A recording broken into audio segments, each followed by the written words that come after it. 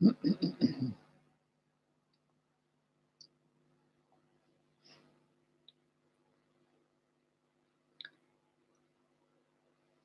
everyone. Our subject today is about the reality of Islam and Muslims. Now, Islam and Muslims struggle and suffer non-stop through ages, even since Muhammad died. And I think Islam Big Bang exploded by the major strife impact,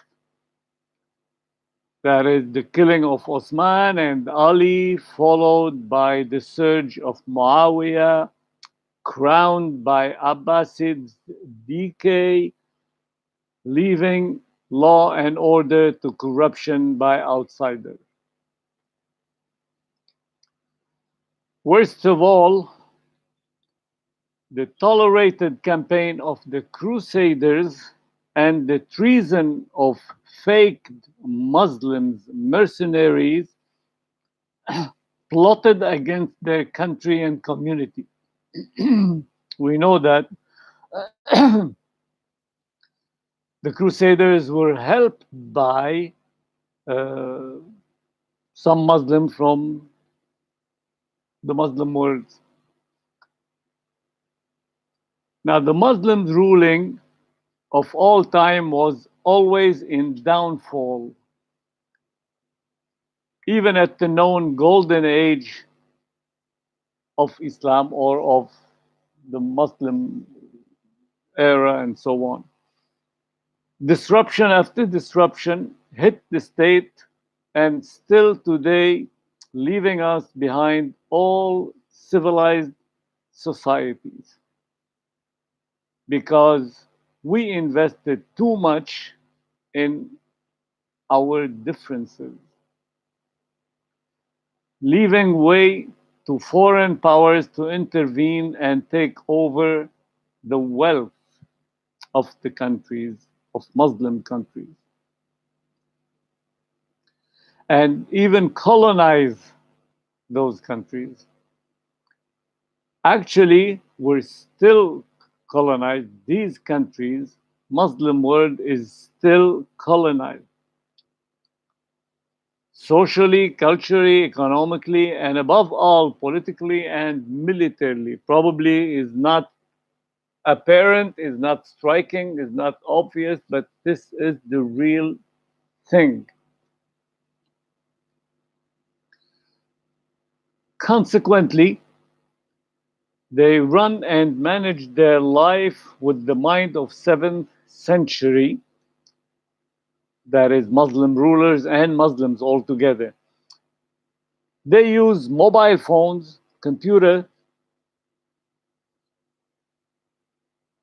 fancy cars, vacationing, gambling, showing off, womanizing, and branded as big spenders, impovering their people, drifting themselves from science and scientific research, drowning in vices and bad habits, instead of copying the free world in what benefit their country and community.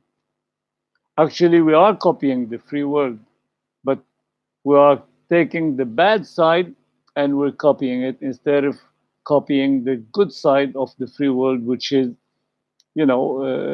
freedom, democracy, and liberty and equality, and so on. 73 sects probably pretend to be Muslim. Only one is not false according to a faked and fabricated hadith. And guess what? Every one of them thinks and say, he's the one, he's the good one, he's the best. This is how stupid we are. This is how stupid and naive we are. All of them are running businesses in the name of religion.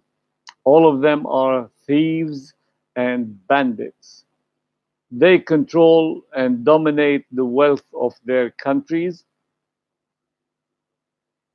but I think those times are gone.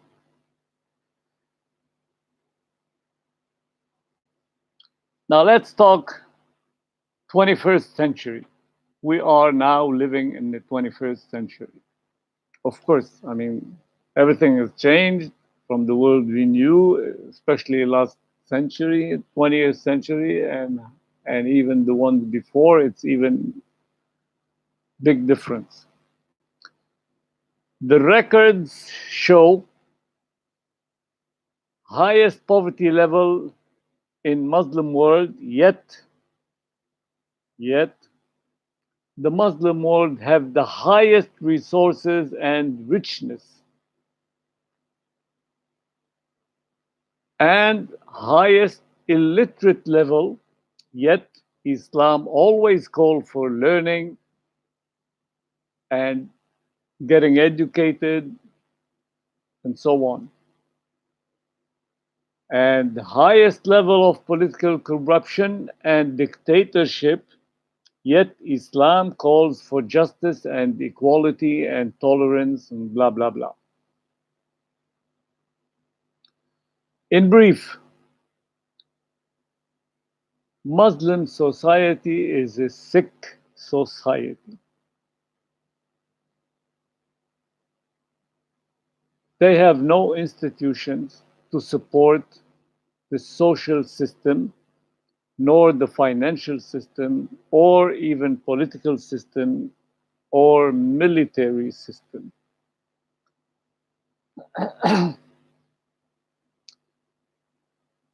Need is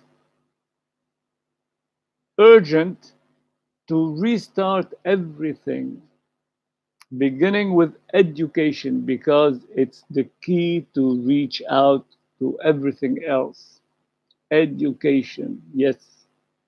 And education can be in the street, in the school, and particularly home, home education.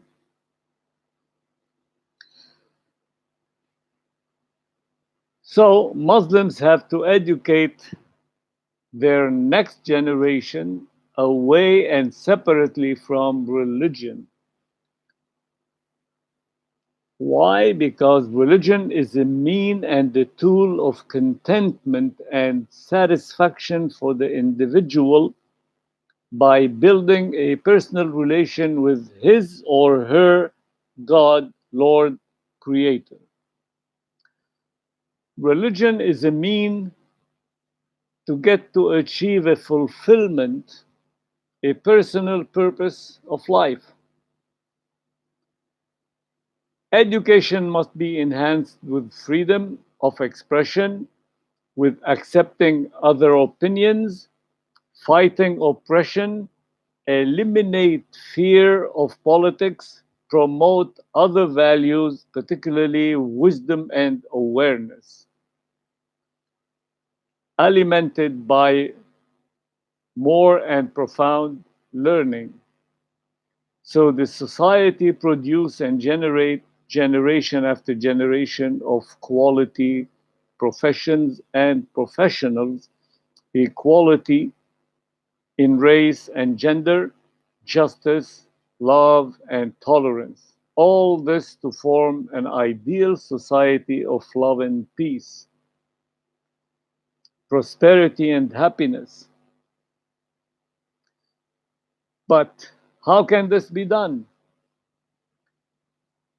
First, Muslims have to change the way of thinking, have to change their attitude. To reach this goal, as promoted and recommended in each and every aspect of it by Islam, they have to read the Quran carefully to understand what they're reading with an open mind, not just read. Read and understand.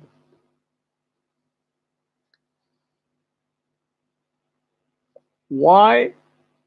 Because when you read something, you have to realize that what you're reading has a sense, has a meaning, has a purpose, has a benefit, has something in return.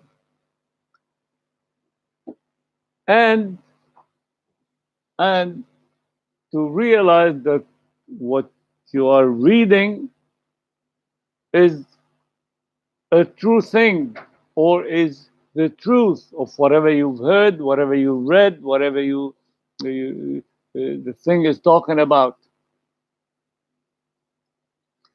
And and to see it with your eyes around you.